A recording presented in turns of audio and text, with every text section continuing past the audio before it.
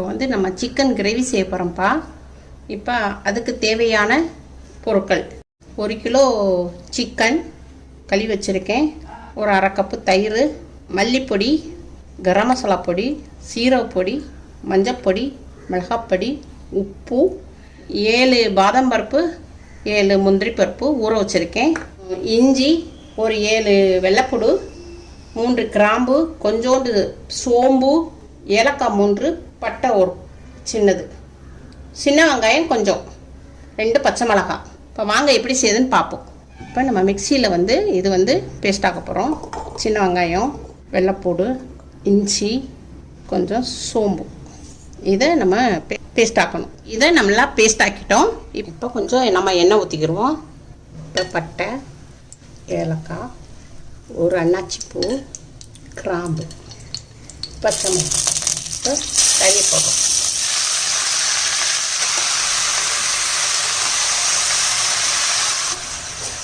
இதில் வந்து மஞ்சப்பொடி போடுறோம், தேவையான அளவு உப்பு, நல்லா கிளறி விடுறோம்.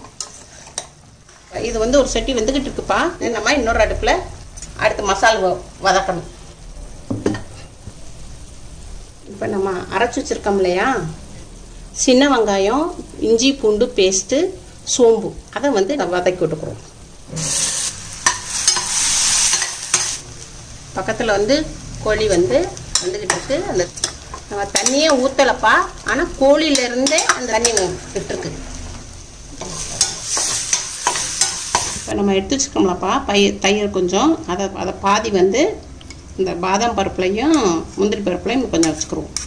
மீதி இருக்க தயிரில் வந்து இப்போ நம்ம 2 spoon மல்லிப்பொடி, 1 spoon மிளகாப்பொடி, garam masala 1 spoon, சீரகப்பொடி, இதை நல்லா மிக்ஸ் பண்ணிடணும். இதை வந்து நம்ம இந்த போட்டு வதக்குவோம். இது பச்சை வாடை போகிற வரையும் கொஞ்சம் நல்லா வதக்கி விட்டுருவோம். இது நல்லா இப்போ வதங்கிடுச்சுப்பா. இப்போ அதை வந்து கோழியில் அப்படியே எடுத்து போட போகிறோம். இப்போ இந்த மசாலா வந்து கோழியில் நல்லா கிளறிடுவோம். தண்ணியே ஊற்றலை, நம்ம கோழியில் உள்ள தண்ணி தான். இப்போ நம்ம வந்து வதக்கின சட்டியில் கொஞ்சம் தண்ணி ஊற்றிக்கிறோம். கொஞ்சம் லைட்டாக தண்ணி ஊற்றிக்கிறோம். இப்போ நம்ம கொஞ்சம் தயிரும் பாதாம் பருப்பு முந்திரி பருப்பு போட்டு ஊற வச்சுருந்தோம்லப்பா, அதை வந்து நம்ம பேஸ்ட்டு பண்ண போகிறோம். இப்போ இதையும் இந்த சிக்கனில் ஊற்றிக்கிறோம்.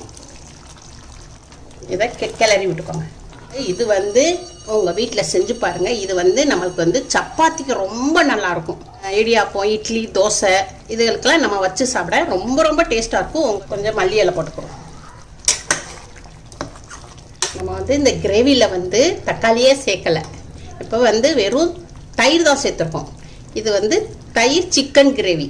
அதனால் உங்கள் வீட்டில் ட்ரை பண்ணி பாருங்கள். ரொம்ப ரொம்ப டேஸ்ட்டாக இருக்குது. அம்மாவுக்கு லைக் பண்ணுங்கள், ஷேர் பண்ணுங்கள், சப்ஸ்கிரைப் பண்ணுங்கள்.